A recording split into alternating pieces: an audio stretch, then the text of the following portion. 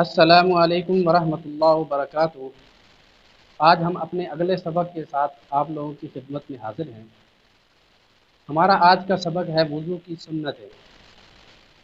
اس سے پہلے تمہید کے طور پہ ایک بات عرض کر دیتا ہوں کہ ہم جتنے اعمال کرتے ہیں، شریعت میں جتنے احکام ہیں، ان کے اندر کچھ چیزیں رکن اور فرض ہونے کی حیثیت رکھتی ہیں، یعنی ان کے بغیر وہ عمل ادا ہی نہیں ہوتا، اس حکم کی کوئی حیثیت ہی نہیں ہوتی ہے۔ لیکن اس کے ساتھ ساتھ کچھ چیزیں ان میں سنتیں اور آداب ہوتی ہیں۔ یہ سنتیں آداب اس لیے ہوتی ہیں کہ ان کے ذریعے اس حکم کی، اس عمل کی ظاہری اور باطنی تکمیل ہو جاتی ہے۔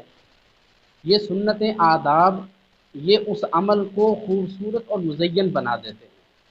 چنانچہ ہر عمل کے اندر فرائض کی رعایت کرنا تو از حد ضروری ہے، اس کے بغیر تو وہ عمل ادا ہی نہیں ہوگا۔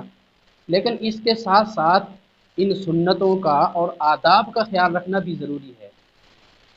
تو جتنا زیادہ وہ سنتوں اور آداب کا خیال رکھے گا، اس کے اجر میں اور اضافہ ہو جائے گا، اور ان سنتوں کے ذریعے وہ عمل خوبصورت بھی بن جاتا ہے اور اللہ کی بارگاہ میں وہ مقبول ہو جاتا ہے۔ چنانچہ وضو کے اندر کل 4 چیزیں فرض ہیں جو ہم پہلے پڑھ چکے ہیں۔ ان کے علاوہ نبی علیہ الصلاۃ والسلام وضو میں جن چیزوں کا اہتمام کرتے تھے، وہ ان کو سنتیں اور آداب کہا جاتا ہے۔ چنانچہ آج کے درس میں ہم یہ پڑھیں گے کہ وضو میں کل کتنی چیزیں سنتیں ہیں اور اس کے آداب کیا ہیں۔ ان میں سب سے پہلی سنت ہے نیت کرنا، یعنی جو ہم وضو کر رہے ہیں اس میں یہ نیت کی جائے کہ میں طہارت حاصل کر رہا ہوں اور اس کے ذریعے میں اللہ کی نماز پڑھوں گا، عبادت کروں گا یا تلاوت کروں گا۔ جتنی بھی نیتیں کر لیں گے اس میں ہمیں ان تمام نیتوں کا ثواب ملے گا۔ اور دوسری چیز ہے بسم اللہ پڑھ کر وضو شروع کرنا۔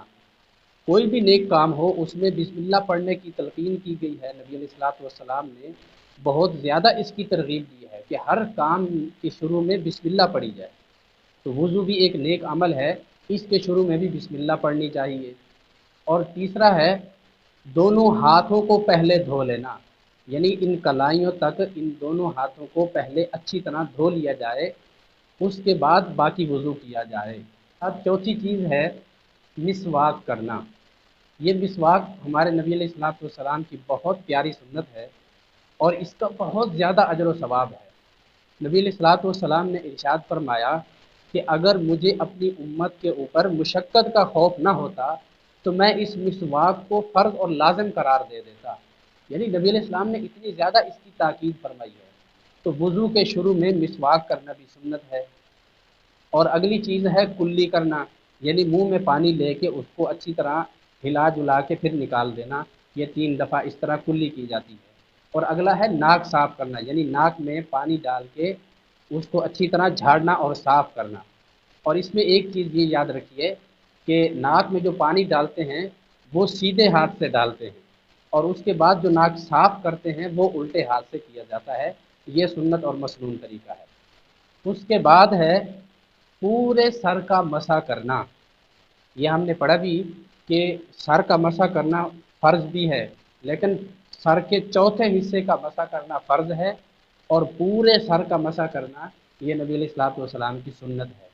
اور اس کے بعد ہے 3 مرتبہ ہر عضو کو دھونا، یعنی جو بھی اعضاء ہم دھو رہے ہیں، ہاتھ دھو رہے ہیں یا بازو دھو رہے ہیں یا چہرہ دھو رہے ہیں، تو ہر ایک کے اندر 3 3 دفعہ کا خیال کرنا۔ یعنی دھو رہے ہیں تو ہم 3 دفعہ دھوئیں، کلی کر رہے ہیں تو 3 دفعہ کلی کریں، ناک بھی 3 دفعہ صاف کریں۔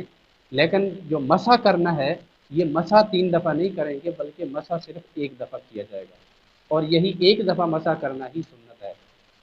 اور اس کے بعد ہے کانوں کا مسح کرنا، یعنی کانوں کے باہر سے بھی اور اندر سے بھی مسح کرنا گیلے ہاتھوں کے ساتھ، جیسے سر کا مسح کیا جاتا ہے۔ کانوں کو دھونا نہیں ہے بلکہ اس کا مسح کرنا یہ نبی علیہ الصلوۃ والسلام کی سنت مبارکہ ہے۔ اس کے بعد اگلی سنت ہے ہاتھوں اور دونوں پاؤں کی انگلیوں کا خلال کرنا، یعنی انگلیاں ایک دوسرے کے اندر ڈال کے ان کا اچھی طرح خلال کرنا تاکہ درمیان میں کوئی جگہ خشک نہ رہ جائے۔ اور ہاتھوں کا خلال کرنے کا طریقہ یہ ہوتا ہے کہ پہلے سیدھے ہاتھ کہ انگلیوں کا خلال کیا جائے یوں، اور پھر الٹے ہاتھ کا خلال کیا جائے۔ اور پاؤں کی انگلیوں کے خلال کرنے کا طریقہ یہ ہے کہ بائیں ہاتھ کی چھوٹی انگلی کے ذریعے دائیں ہاتھ کی چھوٹی انگلی کی طرف سے شروع کیا جائے اور بڑی انگلی کی طرف، اور پھر الٹے ہاتھ کی بڑی انگلی سے شروع کر کے چھوٹی انگلی کی طرف ختم کیا جائے۔ یہ پاؤں کی انگلیوں کا خلال کا طریقہ ہے۔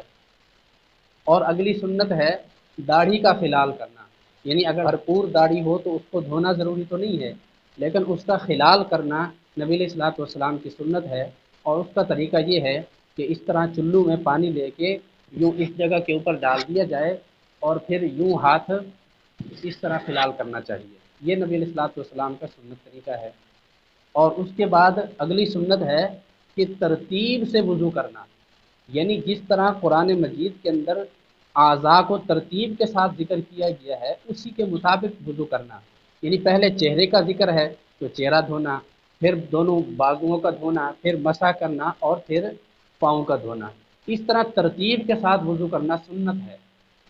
اور اس کے بعد آخری سنت ہے کہ وضو کو مسلسل کرنا، یعنی بیچ میں اتنا وقفہ نہ ڈالا جائے کہ ایک عضو دھونے سے پہلے دوسرا عضو جو ہے وہ خشک ہو جائے، یعنی اس طرح مسلسل وضو کرنا کہ وضو کے ختم ہونے سے پہلے پہلے کوئی عضو خشک نہ ہونے پائے۔ اس کے علاوہ بھی کچھ آداب ہیں، مثلا یہ ہے کہ اعضاء کو دھوتے وقت ان کے اوپر ہاتھوں کو پھیرنا، اچھی طرح دھونا، اور وقت سے پہلے وضو کر لینا، اور کسی اونچی جگہ کے اوپر بیٹھ کے وضو کرنا تاکہ پانی کی چھینٹیں جو ہے وہ انسان کے اوپر نہ گرے، اور قبلہ رخ ہو کر وضو کرنا یہ بھی نبی صلی اللہ علیہ وسلم کی سنت مستحب ہے۔ اور اسی طرح وضو کے درمیان میں دعا پڑھنا، اللہم اغفر لی ذنبی ووسع لی فی داری وبارک لی فی رزقی، اور وضو کے آخر میں بھی دعا پڑھی جاتی ہے۔ پہلے کلمہ شہادت پڑھا جائے اور اس کے بعد اللہم اجعلنی من التوابین واجعلنی من المتطہرین۔ تو یہ سارے وہ آداب اور سنتیں ہیں جن کے ذریعے انسان کے وضو کی تکمیل ہو جاتی ہے۔ اور جب بندہ اس طرح اہتمام کے ساتھ وضو کرتا ہے، آداب کی رعایت کرتے ہوئے وضو کرتا ہے، تو اس کے بعد جو نماز پڑھتا ہے نماز میں بھی انسان کا دل لگتا ہے اور دھیان بنتا ہے۔ ہمارے ہاں اکثر یہی وجہ ہوتی ہے کہ ہم وضو دھیان سے نہیں کرتے، وضو کے اندر آداب کا خیال نہیں رکھتے۔ تو یہ ہمارے مشائخ بھی یہ فرماتے ہیں کہ اگر آپ لوگ یہ چاہتے ہیں کہ ہمارا نماز میں دھیان بنے، توجہ اللہ کی طرف رہے، تو اس کی سب سے پہلی سیڑھی جو وضو ہے، اس وضو کو اچھی طرح اہتمام سے کیا جائے اور تمام سنتوں اور آداب کی رعایت کی جائے۔ اور یہ ایسی سنتیں ہیں، ایسے آداب ہیں کہ ان کی رعایت کرنا کوئی مشکل بھی نہیں ہے، تھوڑی سی کوشش کے ساتھ ہمیں یہ چیزیں یاد بھی ہو جائیں گی، اور انشاءاللہ اس کے طریقے کے مطابق جب ہم وضو کریں گے تو ہمیں اس کے اوپر اجر و ثواب بھی بہت زیادہ ملے گا۔ اللہ تعالی ہمیں عمل کرنے کی توفیق عطا فرمائے۔ جزاکم اللہ جزاء حسنا۔